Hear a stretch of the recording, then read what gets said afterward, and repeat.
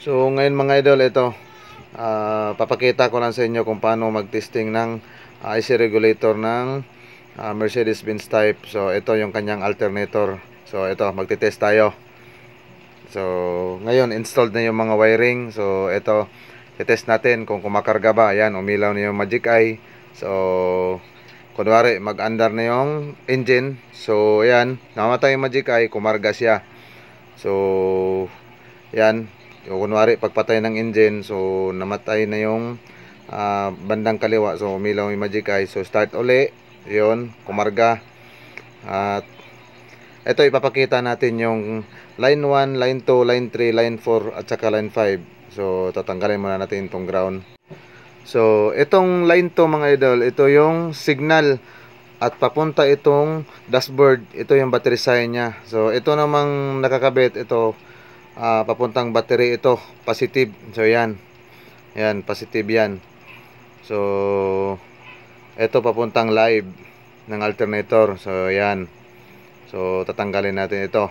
Nakakoneksyon ng wiring galing IC. So ngayon na-confirm natin mga idol, okay yung IC dahil kumarga siya. Ito yung charge nya, ito namang kanyang magic eye.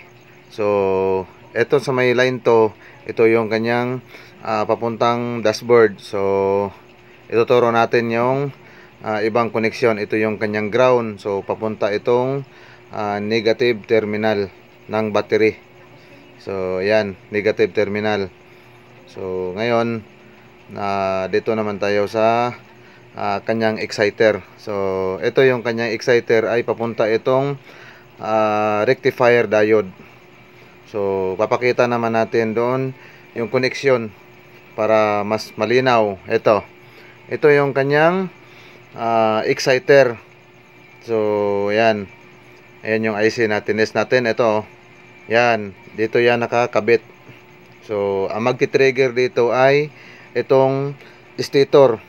So yan ang kanyang exciter doon sa IC natin mga idol. So ipapakita lang natin itong mga koneksyon nya. So ito ininang natin. So yan, ito yung kanyang rectifier diode. So ready to kabit na yung ating IC rito sa alternator natin dahil na-test natin yung IC, pati itong mga components dito sa loob ng alternator na-test na natin. So ready to kabit na natin mga idol. So see you in next video natin mga idol.